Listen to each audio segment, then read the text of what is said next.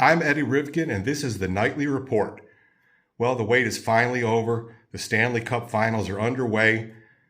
Last night, the Vegas Golden Knights won a thriller, 5-4 over the Carolina Hurricanes, the highly favored Hurricanes, in what was arguably one of the better NHL Stanley Cup Final games in a long time. There's an awful lot to unwrap here, so let's just get to it. The game started off brutally. Shea Theodore made a terrible pinch. Nikolai Ehlers lapped him, and Carolina jumped out to a lead 25 seconds into the game. Just a few minutes later, Nikolai Ehlers scored again to make it 2-0, and I can just hear the groans in the fan base behind me going, oh no, we're about to get boat raced.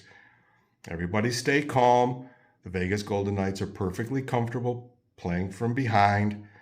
They got a huge goal later in the first period from Shea Theodore, sort of atoned from his horrible mistake less than a minute into the game to cut the lead to 2-1. You can't overemphasize how important that goal was to the Golden Knights. It sort of settled down and it righted the ship. They went into the first intermission down 2-1, but you could tell that they were getting to their game.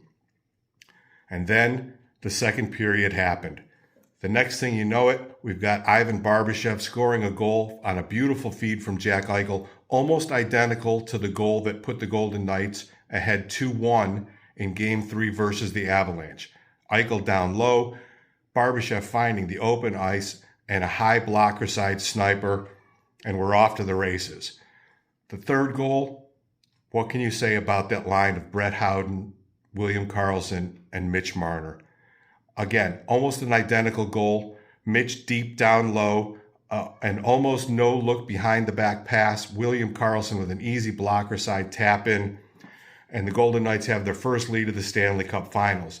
The game was incredibly back and forth. Carolina came back and tied it. The fourth goal, the great Gretzky, his 11th goal of the playoffs. He's leading the NHL in goals. They just continue to find a way to get the puck to Brett, and Brett continues to finish. Carolina fights back, and then Tomas Hertl, the man who was missing for almost 2 months. He went 29 games without a goal, and he's a goal scorer, ladies and gentlemen, boys and girls. Once the lid came off, he's feeling himself. Even Coach Tortorella said while he was struggling, he was working on his game, but it wasn't coming. It came. Tomas Hertl, a fantastic finish. Again, high blocker side, and that's a theme that we're going to talk about in just a second, gives them the 5-4 lead and the 5-4 win in Game 1. After the game, Coach Tortorella was asked about how important it was to get at least a split, and in his just torch self said, we're not satisfied with one, we're here looking to get 2. Same exact speech he made after the Colorado game. Game 2, just tomorrow night. But here are some key takeaways from the game. The Vegas Golden Knights had a very bad first period. They were incredibly leaky on defense. When was the last time you would see the Vegas Golden Knights give up not 1, not 2, but 3 basic breakaways in the first period alone? What's more concerning is what caused the breakaways. Complete defensive breakdowns? Yes, for sure. But bad giveaways by people who you would not expect to be giving up the puck. The pinch from Shea Theodore was just a bad decision. Nothing else you can say about it. The second goal was directly... Oh!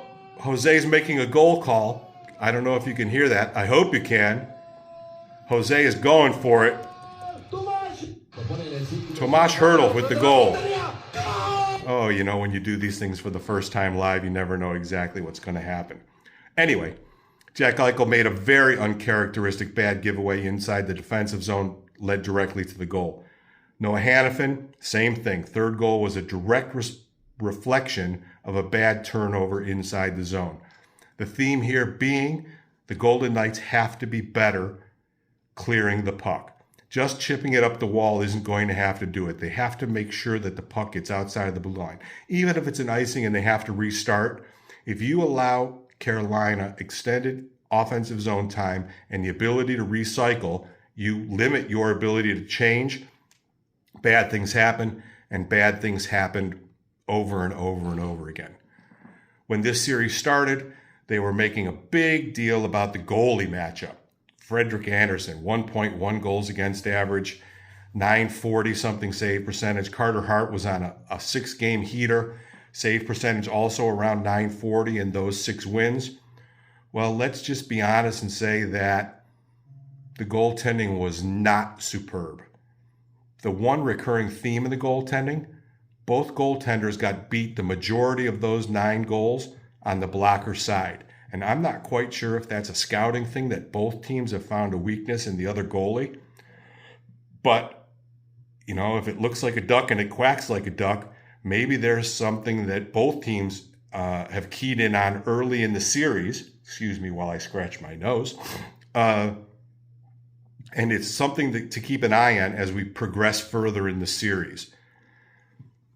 There's really one key to this situation for the Golden Knights. They have to be better defensively. There are going to be ebbs and flows in these games. Carolina is not going to go away easy. This series is a million miles from over. The Golden Knights have identified what they have to do. They got to their game, and once they got to their game, even with the ebbs and flows, I think that they were a better team. The other key to the game, and I think what is going to separate the Golden Knights from the Carolina Hurricanes, and I think at the end, when we look back at this, will be the reason that the Golden Knights hoist their second Stanley Cup in 9 years, is their ability to beat the man-on-man coverage in Carolina's defensive zone. The best example of that, the 5th goal. Tomas Hertl starts the play, the puck goes low. Shane Gostisbehere is already one step behind, chasing Hertl all over the ice. Colton Sissons down low retrieves the puck, beats his man. Tomas Hertl circles to the front of the net. Again, Shane Gostisbehere behind him. One perfect pass from Colton Sissons. The puck's in the net. The game's over, and the Golden Knights lead 1-0. Carolina plays a man-on-man defensive system. They're going to chase the Golden Knights all around the ice, but the Golden Knights are a supremely talented team, especially in the offensive zone and with the cycle game. You saw the same thing on Karlsson's goal. Marner beats his man, Howden beats his man, and it's a tap-in for William Karlsson in front of his net. Where was William Karlsson's man on the man-to-man defense?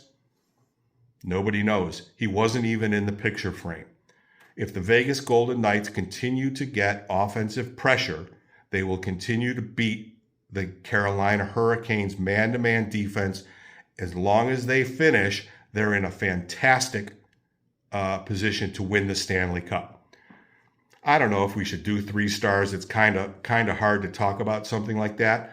But I think we have to make mention of one Braden McMahon. Jesus Christ, McMahon? How about Braden McNabb? That's the guy I was looking to talk about, Braden McNabb. 3 assists last night. He is their primary shutdown defender. We've always seen little flashes of offense from him, his patented toe drag move and finishing move. 3 assists last night for your primary shutdown defender.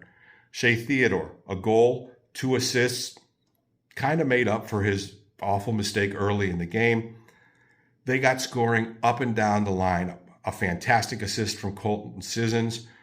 This game, I think, will be the loosest of the games in the series. I expect it to tighten up, but the theme of the game, lots of hitting, lots of lead changes and momentum changes. The Golden Knights are more than equipped to play this kind of game. We know over the course of the year, they're certainly equipped to come back. They have more comebacks than anybody else. Another sort of key statistic in this is during the regular season and the playoffs, the Vegas Golden Knights are plus 57 in the third period. Plus 57 in the third period. Carolina is only plus 19. When the chips are down, the Golden Knights deliver in the third period. So keep an eye on how good the Golden Knights are, even if they're chasing the lead or if they're holding the lead and looking to extend it. It's only game 1, folks. It's a long way to go. Game 2 is tomorrow night in Carolina. I think the game will probably be a little bit lower as far as scoring and totals go. This game went way over. They scored 9 goals. The over-under was 5.5. things will tighten up. The games will tighten up. The Golden Knights, in my opinion, have superior talent up front. That's going to be the key to the series. If the Golden Knights get 2 in Carolina, it's going to be deep trouble. This game will be much different than the first. It will be probably much more physical. It will be much more aggressive. The referees are letting them play, so there's a lot to expect going forward. This is going to be a great series. Everybody take a deep breath. The Golden Knights are going to get behind. It's going to be highly emotional. Everybody just breathe, relax, enjoy the hockey, cheer for the Golden Knights. Everything is going to be all right, ladies and gentlemen, boys and girls.